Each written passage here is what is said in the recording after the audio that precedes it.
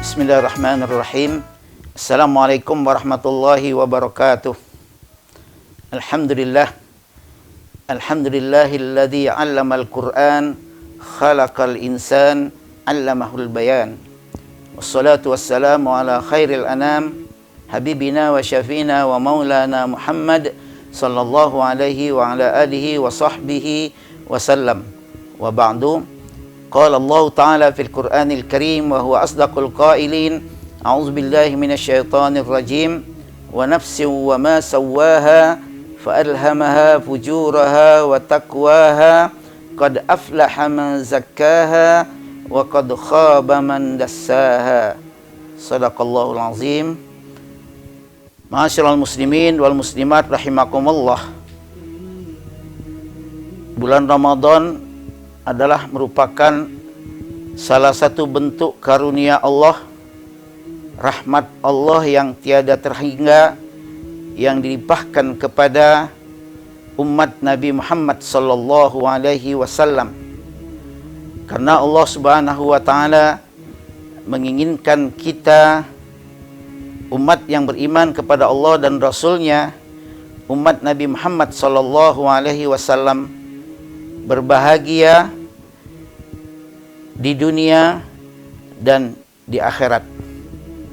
Sehingga Allah Subhanahu wa taala memberikan kepada kita bulan Ramadan, di mana disyariatkan bagi kita umat Muhammad sallallahu alaihi wasallam, bahkan sebenarnya kepada seluruh umat manusia, untuk melaksanakan ibadah saum. Karena kita ketahui bahwa Allah Subhanahu wa taala ketika menciptakan manusia, maka yang pertama kali diciptakan oleh Allah Subhanahu wa taala dari manusia ini, anggota badannya adalah akal dan nafsu.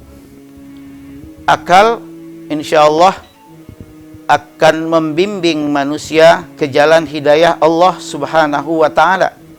Sehingga di dalam Al-Qur'an banyak sekali kita temukan ayat-ayat di mana Allah memerintahkan kepada kita untuk menggunakan akal pikiran kita dengan sebaik-baiknya. Afala ta'qilun, afala tatafakkarun, la ayatil liulil albab, la ayatin liulil absar.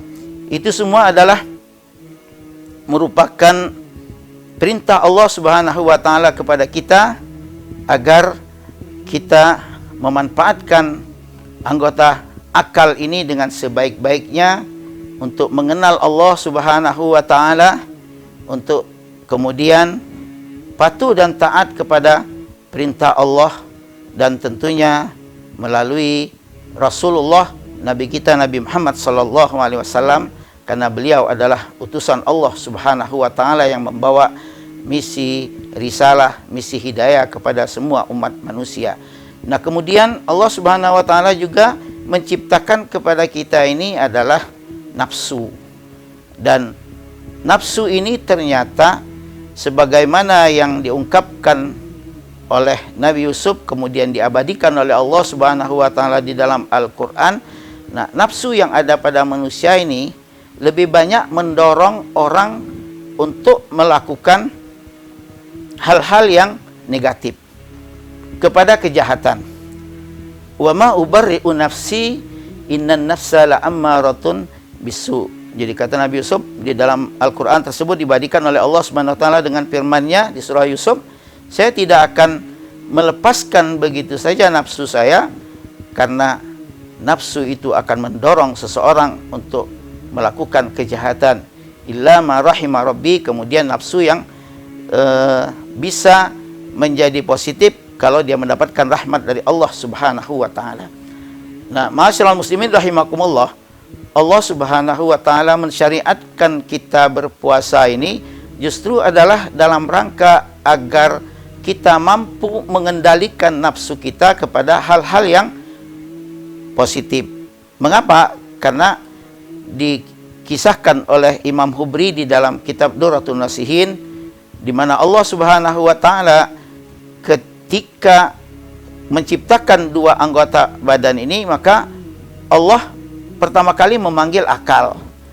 Maka ya aklu ta'al, akal kemari. Kemudian kata Allah, wahai akal, akbil, akal menghadap. Maka dengan patuh akal menghadap. Akal, ya akal, adbir, wahai akal, berbalik. Maka akal dengan patuh berbalik. Kemudian Allah Subhanahu wa taala menanyakan kepada akal, man anta wa man ana, wahai akal, siapa saya dan siapa engkau.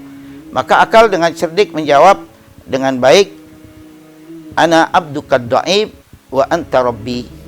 Akal menjawab, saya adalah hambamu yang lemah dan Tuhan adalah Rabb saya.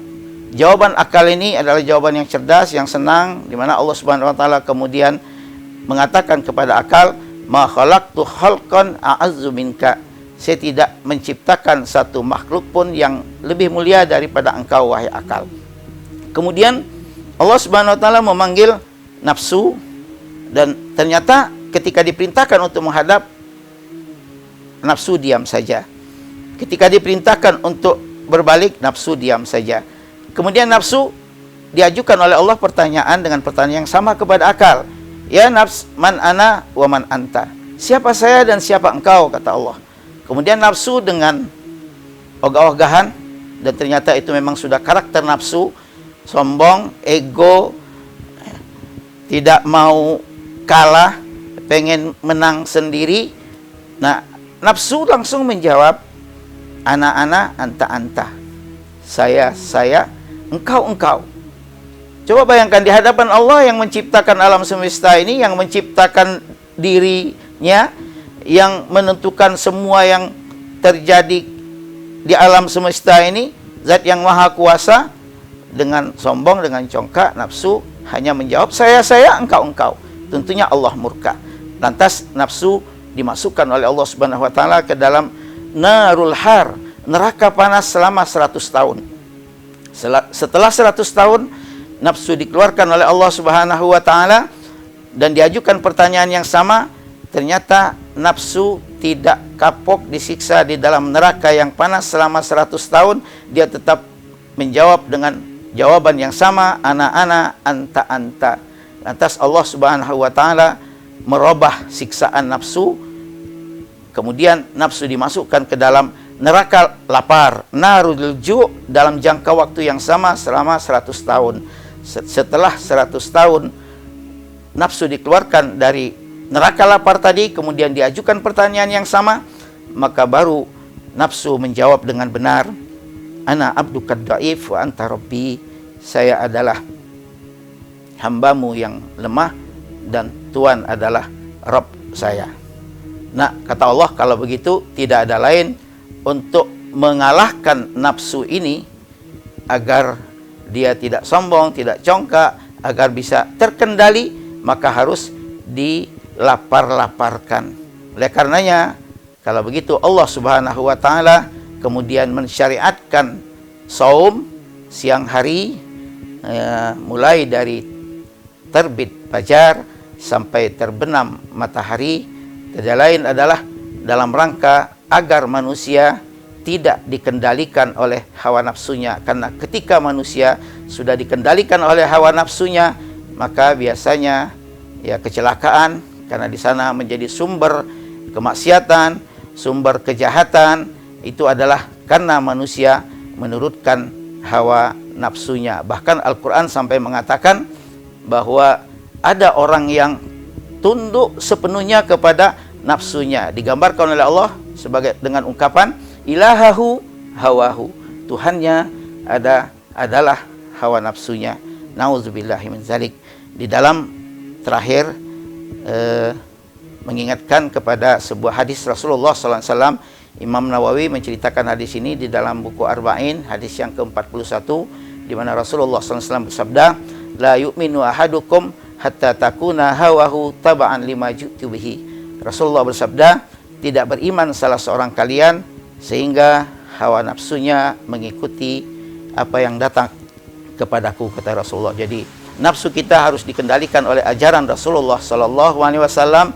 Itulah orang yang beriman dengan baik, itulah orang yang akan bahagia, itulah orang yang akan insya Allah mendapatkan kesenangan di dunia dan di akhirat. Assalamualaikum warahmatullahi wabarakatuh.